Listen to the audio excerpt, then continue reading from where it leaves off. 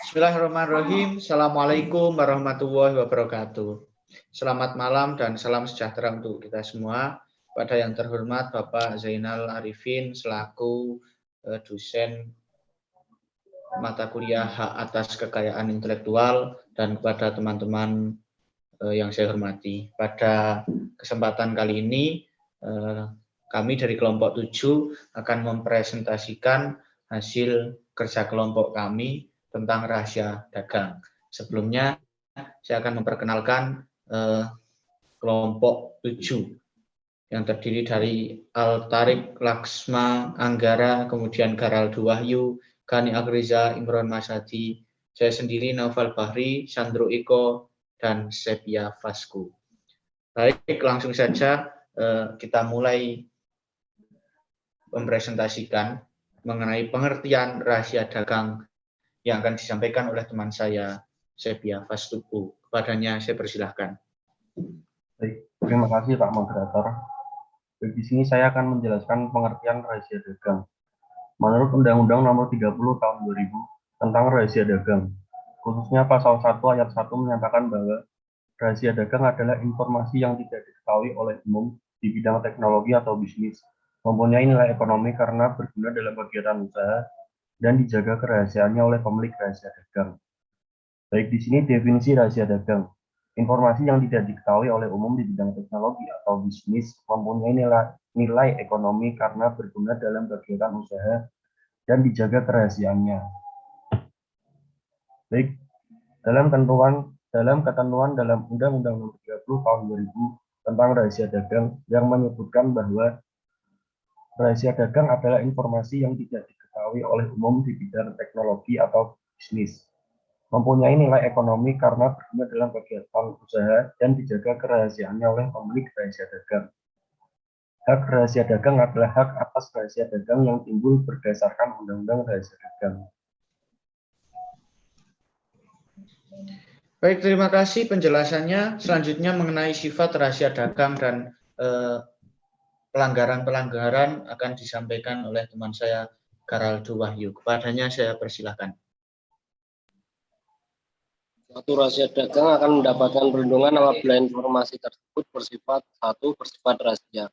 Maksudnya bahwa informasi tersebut hanya diketahui oleh pihak tertentu atau tidak diketahui secara umum oleh masyarakat. Kedua, mempunyai nilai ekonomi. Maksudnya bahwa sifat kerahasiaan informasi tersebut dapat digunakan untuk menjalankan kegiatan usaha yang bersifat komersial atau dapat meningkatkan keuntungan secara ekonomi. Ketiga, informasi dianggap dijaga kerahasiaannya apabila pemilik atau para pihak yang menguasainya telah melakukan langkah-langkah yang layak dan patut.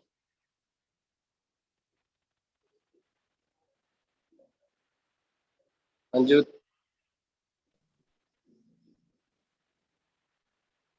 Pelanggaran rahasia dagang pasal 13.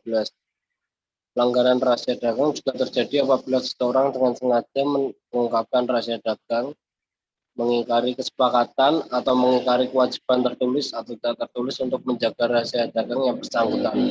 Pasal 14. Seseorang dianggap melanggar rahasia dagang pihak lain apabila ia memperoleh atau menguasai rahasia dagang tersebut dengan cara yang bertentangan dengan peraturan perundang-undangan yang berlaku. Baik, terima kasih penjelasan mengenai pelanggaran rahasia dagang. Adapun pengecualian terhadap suatu pelanggaran rahasia dagang dan juga ketentuan pidananya akan disampaikan oleh teman saya, Sandro Eko Frandito. Dipersilahkan. Baik, terima kasih Pak Moderator. Perbuatan yang tidak dianggap pelanggaran rahasia dagang yakni apabila tindakan pengungkapan rahasia dagang atau penggunaan rahasia dagang tersebut didasarkan pada kepentingan pertahanan dan keamanan, kesehatan atau keselamatan masyarakat. Yang kedua, tindakan rekayasa ulang atas produk yang dihasilkan dari penggunaan rahasia dagang milik orang lain yang dilakukan semata-mata untuk kepentingan pengembangan lebih lanjut produk yang bersangkutan. Yang ketiga, yang dimaksud dengan rekayasa ulang atau reverse engineering dalam hal ini adalah suatu tindakan analisis dan evaluasi melalui informasi tentang suatu teknologi yang sudah ada. Next. Selanjutnya yaitu ketentuan pidana dalam pasal 17 ayat 1, yaitu barang siapa dengan sengaja dan tanpa hak menggunakan rahasia dagang pihak lain atau melakukan perbuatan sebagaimana dimaksud dalam pasal 13 atau pasal 14, dipidana dengan pidana penjara paling lama 2 bulan, 2 tahun, dan atau denda paling banyak 300 juta rupiah. Ayat 2, tindak pidana sebagaimana dimaksud dalam ayat 1 merupakan delik aduan. Terima kasih, saya kembalikan pada moderator. Iya, terima kasih pemaparannya mengenai pelanggaran dan juga ketentuan pidananya. Selanjutnya, seperti apa sih penyelesaian sengketa rahasia dagang itu? Mari lanjut saja kita simak penjelasan berikut ini mengenai penyelesaian sengketa yang akan disampaikan oleh Al-Tarik. Padanya saya persilahkan. Baik, moderator. Penyelesaian sengketa, pasal 11 ayat 1, pemegang hak rahasia dagang atau penerima lisensi dapat menggugat siapapun yang dengan sengaja dan tanpa hak melakukan perbuatan sebagaimana dimaksud dalam pasal 4 berupa gugatan ganti rugi dan atau penghentian semua perbuatan sebagaimana dimaksud dalam pasal 4. Ayat 2, gugatan sebagaimana dimaksud ayat 1 diajukan ke pengadilan negeri. Pasal 12, selain penyelesaian gugatan sebagaimana dimaksud dalam pasal 11, para pihak dapat menyelesaikan perselisihan tersebut melalui arbitrase atau alternatif penyelesaian sengketa. Next. Lingkup rahasia dagang. Subjek rahasia dagang adalah pemilik rahasia dagang. Pemilik rahasia dagang memiliki hak untuk yang pertama, menggunakan sendiri rahasia dagang yang dimilikinya. Kedua, memberi lisensi kepada pihak lain untuk melarang pihak lain untuk menggunakan rahasia dagang dengan dagang komersial. Yang ketiga, atau mengungkapkan rahasia dagang itu kepada pihak ketiga untuk kepentingan yang bersifat objek ruang lingkup rahasia dagang. Terima kasih. Selanjutnya, saya kembalikan ke moderator. Ya.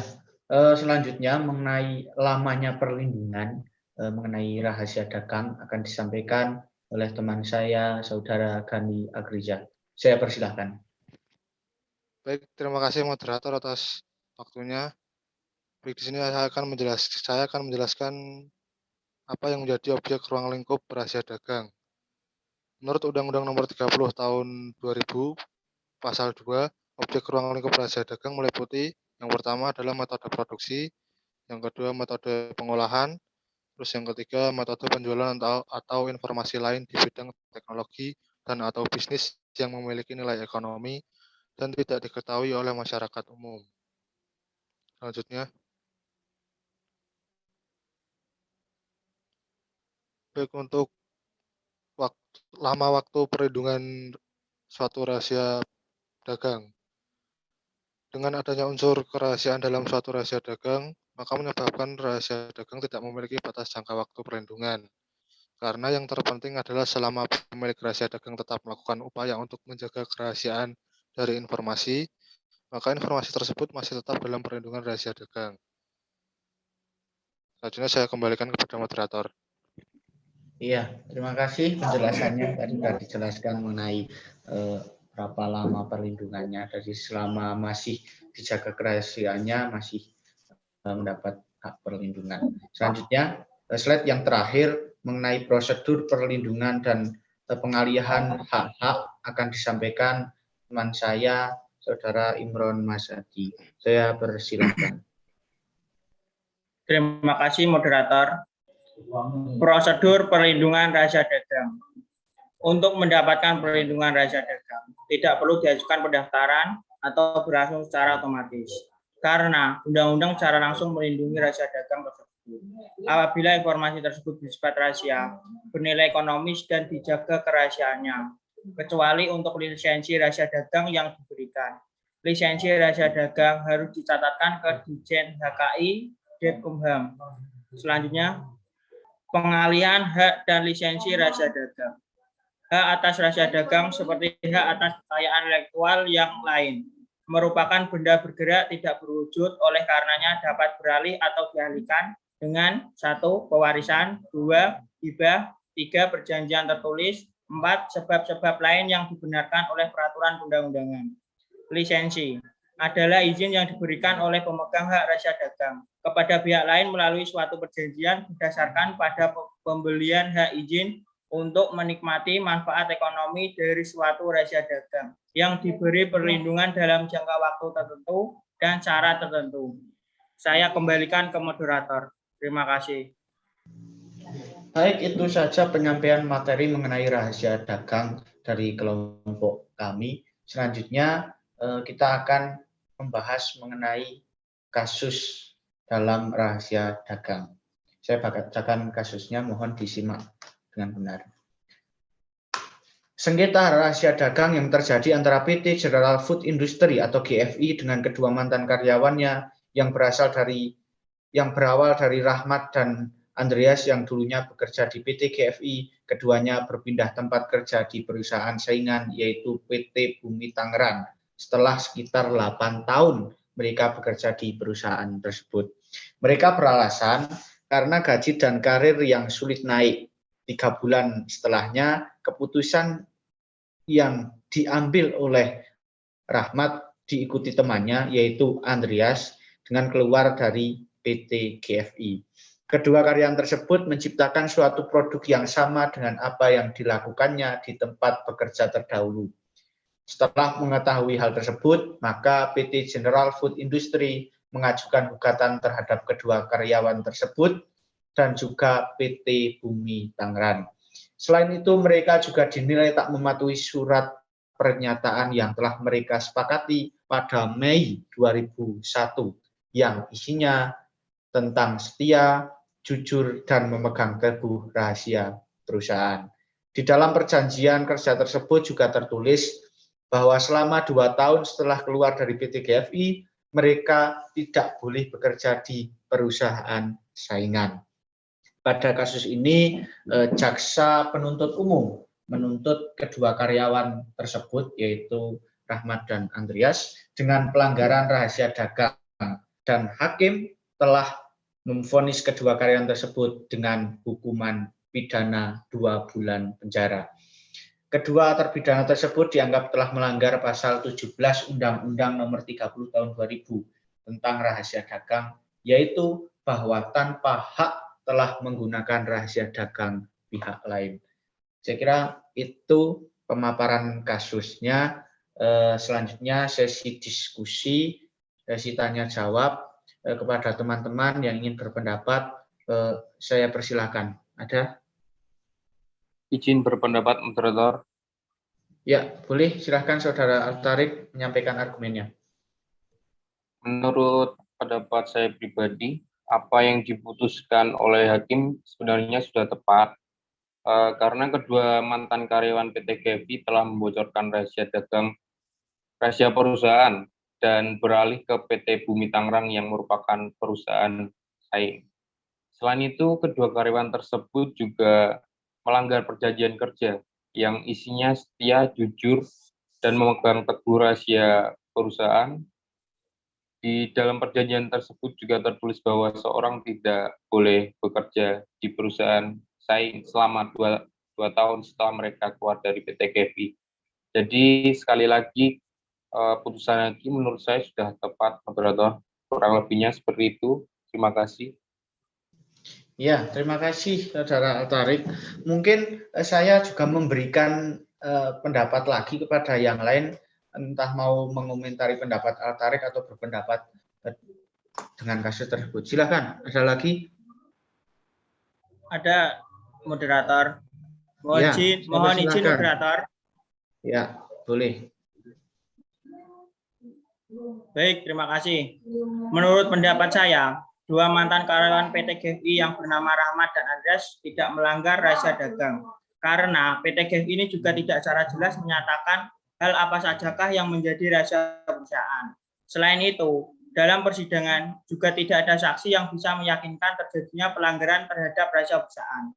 Saya rasa apa yang dituduhkan bukanlah suatu pembocoran rahasia perusahaan. Jadi sudah seharusnya kedua karyawan tersebut bebas dari segala tuntutan rahasia perusahaan. Maka dari itu saya tidak sepakat dengan putusan yang memvonis 2 mantan karyawan PT GFI tersebut. Saya rasa cukup, itu saja pendapat dari saya. Terima kasih. Ya, sama-sama, Saudara Imron. Ini sangat menarik karena yang satu pro terhadap putusan, yang satu kontra. Mungkin ada lagi supaya melengkapi pendapat-pendapat dari teman-teman. Saya Izin Pak persilahkan. Moderator, izin Pak, Boleh, saya mau silahkan. berpendapat. Baik, terima Silakan. kasih. Yang pertama, saya sangat setuju dengan pendapat Tarik bahwa kasus ini merupakan keputusan yang tepat.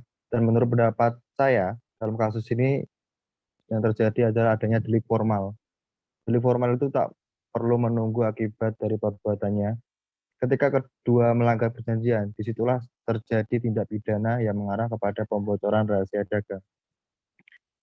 Dan saya rasa itu sangat mungkin terjadi pembocoran rahasia perusahaan karena PT GFI dan PT Bumi Tangerang merupakan perusahaan saingan. Dan kalau kita lihat dalam kasus ini, setelah kedua karyawan keluar dari PT GFI, mereka langsung diterima di PT Bumi Tangerang. Kan itu merupakan sesuatu yang sangat ganjal. Dan kesimpulannya,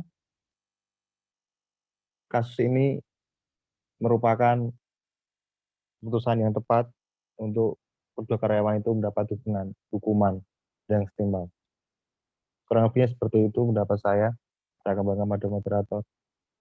Ya, ini analisis yang sangat tajam karena sudah sampai pada delik formal. Tadi sudah dijelaskan oleh Saudara Sandro bahwa delik formal itu tidak harus menunggu akibatnya, apakah perusahaan itu mendapatkan perubahan atau tidak perlu melihat itu. Yang jelas kalau sudah ada indikasi pembocoran rahasia dagang itu sudah termasuk pelanggaran. Itu tadi yang disampaikan oleh Pak Sandro. Betul ya?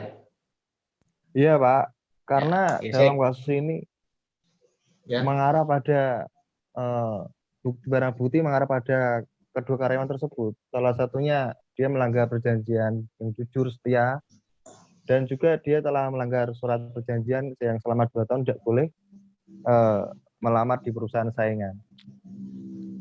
Itu. Ya, terima kasih Saudara Sandro atas pendapatnya. Mungkin ada lagi yang ingin menyanggah atau berpendapat? Saya persilakan. Saya izin berpendapat, moderator. Ya, silakan. Gani. Baik, saya menanggapi pendapat dari Saudara Sandro yang tadi yang mengatakan bahwa sangat mungkin sekali terjadi pembocoran rahasia perusahaan karena kedua PT tersebut memang berada di sektor yang sama dan merupakan perusahaan saingan. Tapi menurut saya di sini pernyataan tersebut hanya sebuah asumsi karena pemilik PT GFI sendiri telah mengklarifikasi bahwa pihaknya tidak pernah melaporkan bahwa kedua karyawan tersebut telah melakukan pembocoran rahasia perusahaan, melainkan pihaknya melaporkan kedua mantan karyawannya tersebut karena telah melakukan pelanggaran perjanjian kerja. Nah, di sini yang mau saya soroti yaitu tentang perjanjian kerja itu sendiri. Kenapa kok bisa bisa ada perjanjian kerja yang seperti itu yang melarang kedua mantan karyawannya yang telah keluar dari perusahaan tersebut tidak boleh bekerja di perusahaan saingan dan harus menunggu selama waktu 2 tahun. Kalau di sini menurut saya kesannya seperti melanggar hak asasi ya, karena dalam undang-undang sendiri kan, undang-undang dasar, tepatnya undang-undang dasar pasal 28D ayat 2, jelas bunyinya setiap warga negara berhak mendapatkan pekerjaan yang layak. Mungkin di sini kedua mantan karyawan tersebut merasa tidak nyaman bekerja di PT GFI, kemudian memutuskan untuk keluar dan mencari pekerjaan yang lebih layak. Jadi yang menurut saya itu hak mereka berdua lah. Kemudian mengenai pembocoran rahasia perusahaan itu sendiri, menurut saya tidak benar bahwa bila jaksa menilai bahwa kedua mantan karyawan tersebut telah melakukan pembocoran rahasia dagang atau rahasia perusahaan. Karena di sini kan fakta di persidangan tidak ditemukan adanya bukti sama sekali yang bisa membuktikan bahwa kedua mantan karyawan tersebut telah melakukan pembocoran rahasia perusahaan. Kemudian saya tadi juga setuju dengan pendapat dari Saudara Imron Mas Hadi ya. Karena kan PT GFI sendiri tidak menyebutkan secara jelas apa yang menjadi rahasia perusahaan dari PT GFI tersebut. Ya, saya rasa sekian, Pak Moderator. Iya, terima kasih Mas Gani. Jadi artinya bahwa apa yang disampaikan oleh Saudara Altarik dan Saudara Sandro itu merupakan asumsi pribadi, dan apa yang telah diputuskan oleh hakim itu sesuatu hal yang tidak tepat. Iya, Ya, karena kan seperti itu ya ya. karena benar, karena dalam persidangan kan tidak ditemukan bukti, Pak. Kenapa kok jaksa bisa menilai bahwa kedua mantan karyawan tersebut telah melakukan pembocoran rahasia perusahaan? Jadi saya rasa ini malah lebih janggal ini. Ya, apakah ketika Anda menjadi pengacara di kedua karyawan tersebut ingin mengajukan banding? Ya saya rasa dalam kasus ini kedua mantan karyawan PT GFI tersebut sudah seharusnya mengajukan banding, Pak. Ya, ya, terima kasih Saudara Gani. Mungkin terakhir ya, karena kita sudah malam juga. Ada lagi yang ingin berpendapat, silahkan. Kalau tidak ada, saya tutup. Izin menanggapi Pak Moderator. Ya, silahkan, Sepia. Baik Pak, kan di sini kan kedua karyawan tersebut sudah dianggap telah melanggar pasal 17 Undang-Undang Nomor 30 Tahun 2000 tentang rahasia dagang. Yaitu bahwa tanpa hak telah menggunakan rahasia dagang pihak lain. Jadi seharusnya kedua karyawan tersebut melanggar rahasia dagang, dan hakim telah memvonis kedua karyawan tersebut dengan hukuman pidana 2 bulan penjara. Ya tapi kan tidak jelas, Mas Sepia. Ya, Tidak tapi jelas kan apa yang menjadi rahasia perusahaan, dan dalam persidangan sendiri juga tidak ada bukti yang mengarah bahwa kedua mantan karyawan tersebut telah melakukan pembocoran rahasia perusahaan. ya, tapi kan hakim sudah memutuskan tersebut. Mau gimana lagi coba Mas Ben? Ya kalau menurut saya harus banding. Mau begitu. Ya, saya kira saya cukupkan ya diskusi pada malam ini yang jelas bahwa hakim telah memutuskan pada kasus tersebut memvonis kedua karyawan tersebut dengan pidana 2 bulan penjara berdasarkan pasal 17 Undang-Undang Nomor 30 Tahun 2000. Saya kira itu saja diskusi pada malam hari ini mengenai rahasia dagang. Selanjutnya saya akan membacakan kesimpulan mengenai presentasi pada malam ini. Bahwa dalam ranah haki pada dasarnya perlindungannya berintikan pengakuan terhadap hak atas kekayaan dan hak untuk menikmati kekayaan itu dalam waktu tertentu.